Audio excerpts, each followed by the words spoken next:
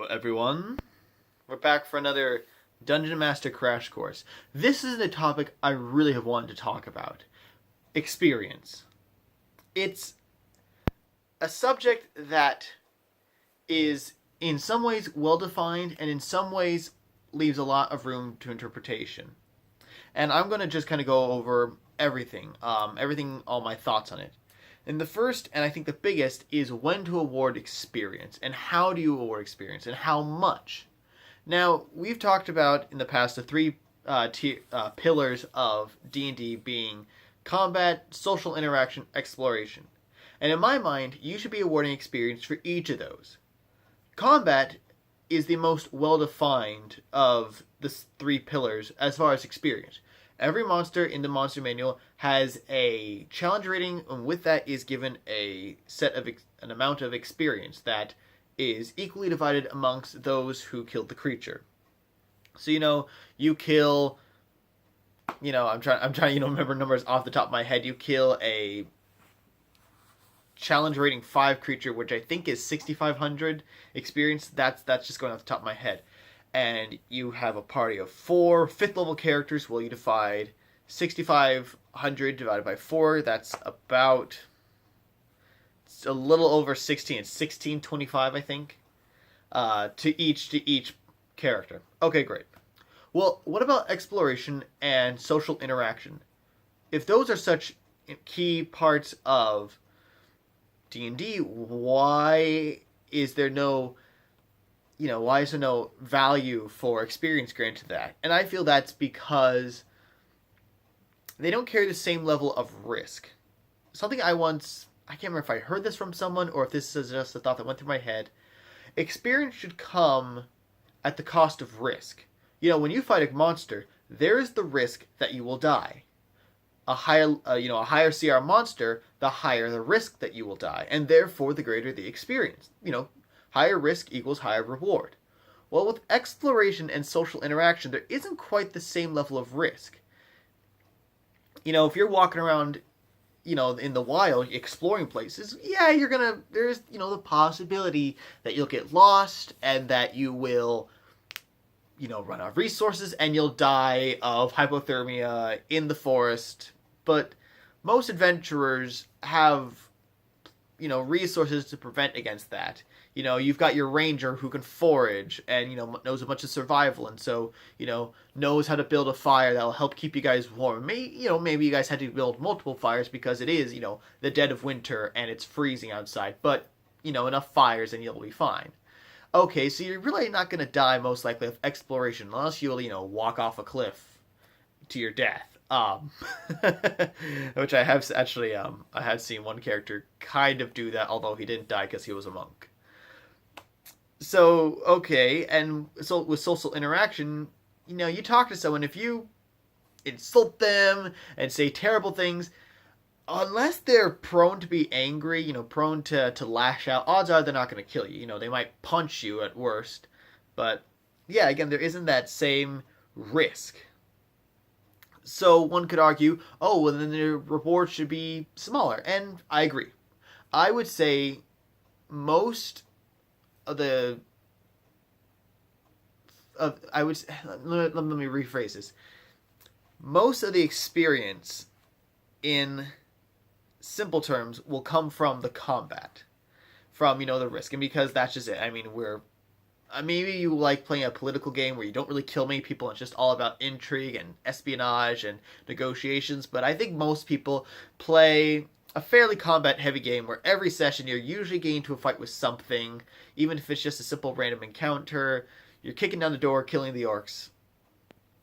And I think that's just how we play. And so I think that's why they made sure that, hey, this has experience attached to it. Okay, great. But I feel it's important, and I think most people would agree, to reward players for participating in those other activities. If you only rewarded experience for combat, then people are just going to want to play, the barbarians, the fighters, characters that are great at combat. But you can play a slew of different other types of characters. There are some characters that are terrible at combat. In my original campaign with my band group, our bard, Esmeralda, she wasn't very good at combat. Granted, I don't think the player really thought in terms of combat much. But even when that player, Elias, later on got a new character, Osborne, the thief, Osborne still wasn't much of a fighter. Osborne was a thief and great for sneaking around, and there were a couple times where he did excellent and really, I won't say saved the party's butt, but was a real asset to the team, even though it was terrible at combat. Players are going to want to play characters that aren't great at combat for a myriad of reasons, and you shouldn't then punish them. When I first started DMing, I admit I gave experience based on kills. So you went to a fight, and I would look at the how many guys you killed. So if you killed one guy, you got 100 experience per guy you killed. And back then I had Scavis, the barbarian, and then I had like all my other players. And I remember one fight, the 200 shirtless men. Scavis killed like 33 guys alone. Granted, there were some other bad rulings in there that were involved with that. So the guy got like 3,000 experience, and they were fairly low level, so I think he leveled up almost from that alone, whereas everyone else only got a couple hundred, which actually was probably about right, looking at where they were level-wise and what they all did.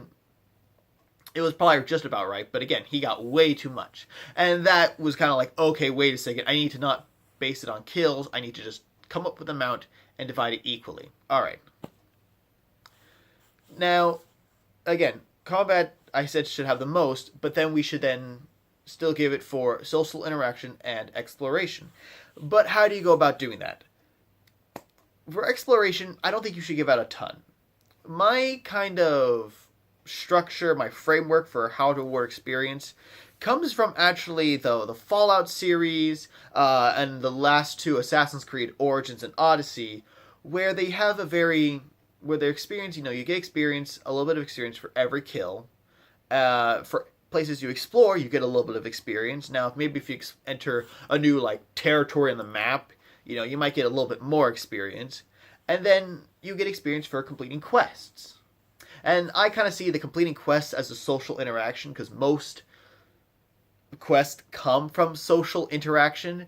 Now, maybe if the party makes a clutch negotiation, they really need to talk to this person and convince them to actually side with them or convince them to not do this terrible thing. Yeah, I'm going to award them experience just for that. But that also tends to be completing some portion of the quest.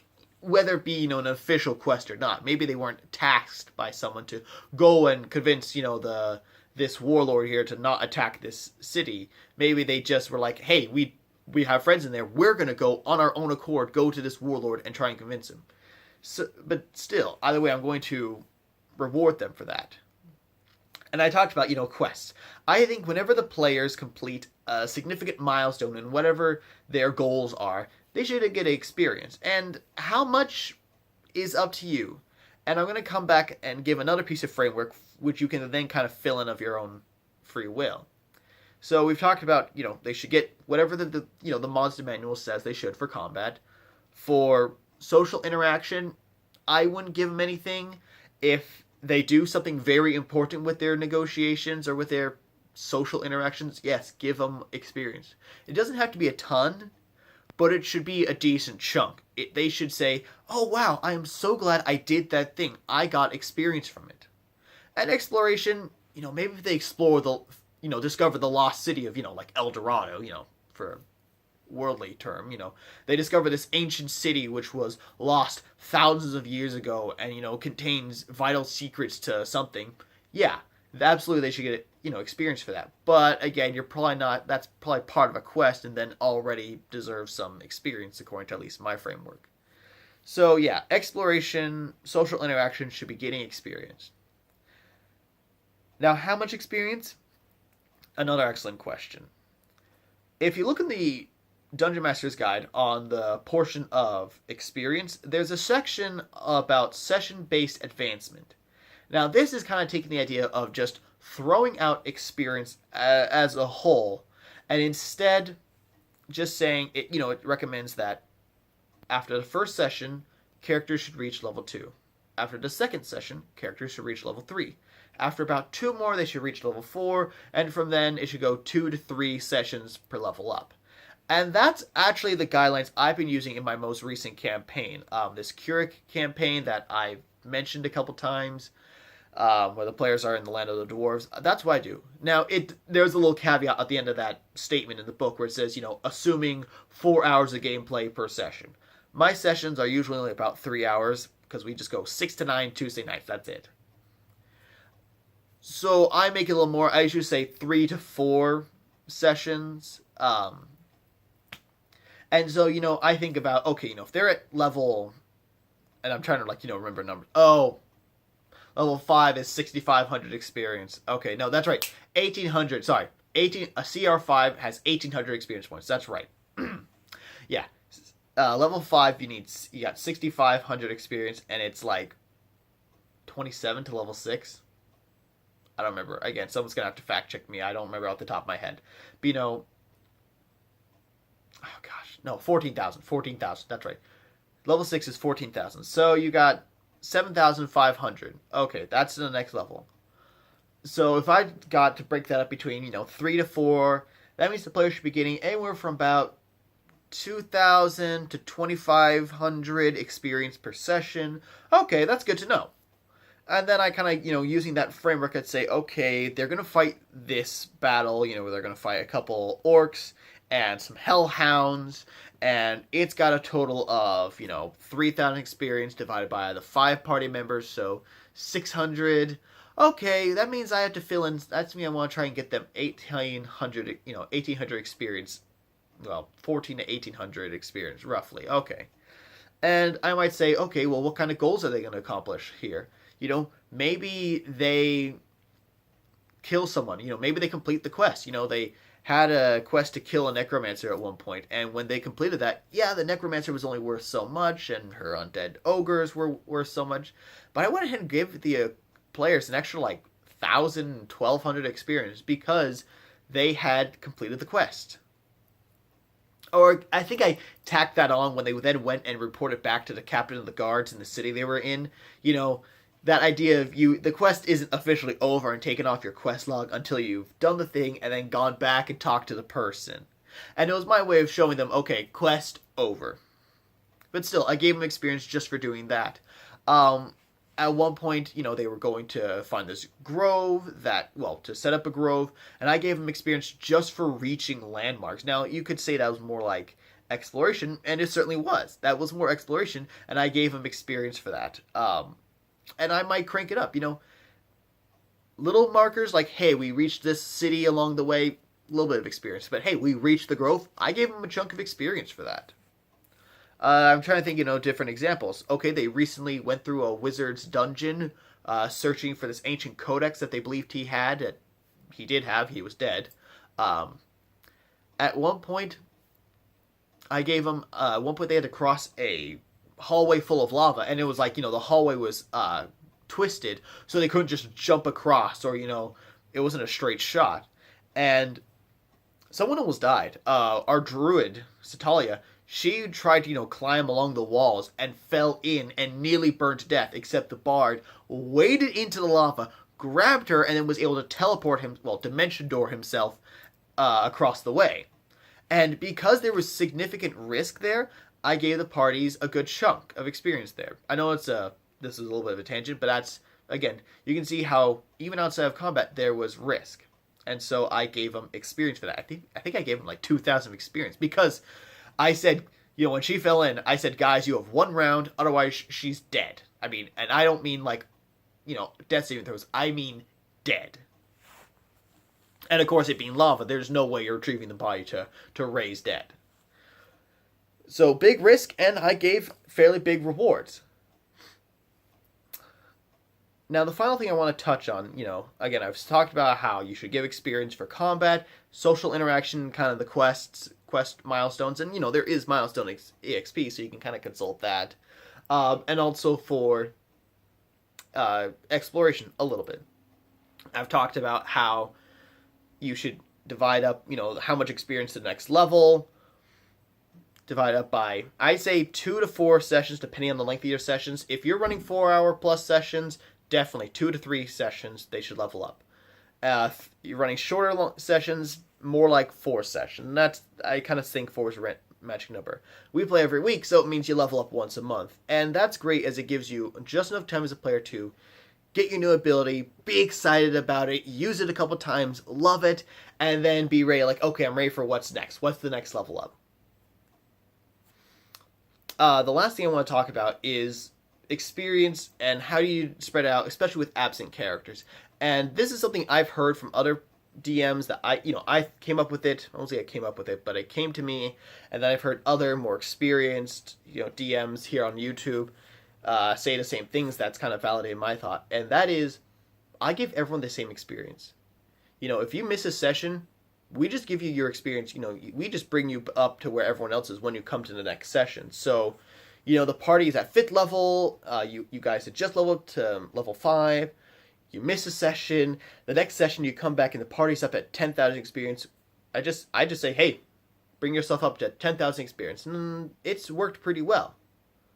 Also, one last thing I want to talk about is, because of the way I run experience, sorry, my cat is on my stand where I've got he's brushing up against the stand where I've got my camera, so I apologize for the sudden movement.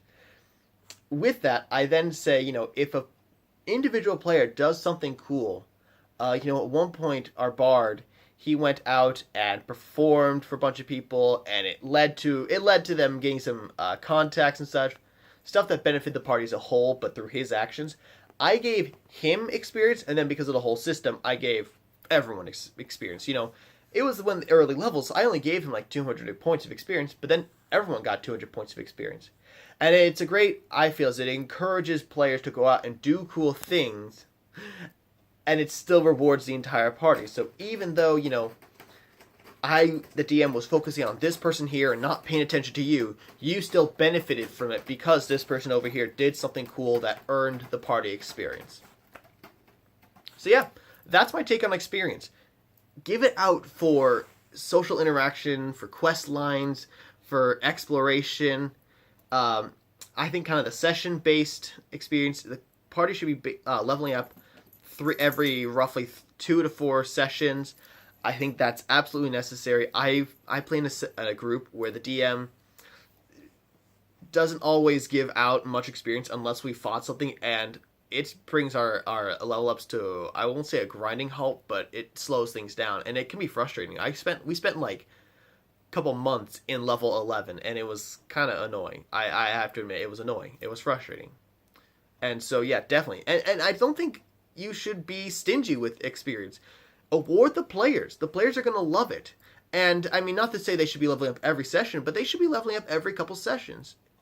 Now, maybe if they're chit-chatting constantly and they don't get anything done, they spend half the session just talking about, some TV show or the news, then yeah, maybe you don't give them as much experience that session, but you're also going to be doing less that session that would be worthy of them getting experience. So I've rambled on long enough. Hopefully you guys take away something from what I've said. Hopefully it's useful. I've got some other videos actually already filmed. I wanted to get this one up first. I'm having issues with uploading for some reason. It gets to the very end and then just stops and will not complete it. So yeah, and I actually had tried uploading this one before. Well, it was a different, this is a second shot, a reshoot. I tried uploading it, but it didn't work out, and then all of a sudden it deleted the file and the file on my computer. It was weird. I don't know what happened. Besides, I want to go over this again anyway, so thank you guys for sticking with me. Again, I've got more stuff going on, so once I can figure out this upload issue, and I will have by the time you see this, I will have other ones on the way. I will try and kind of space them out a little bit. That way you're not getting just a couple of videos, boom, boom, boom, and then silence from me. As always, guys, thank you for watching. Thank you for everything. I've enjoyed talking about this. Gives me a chance to think. Stay cool.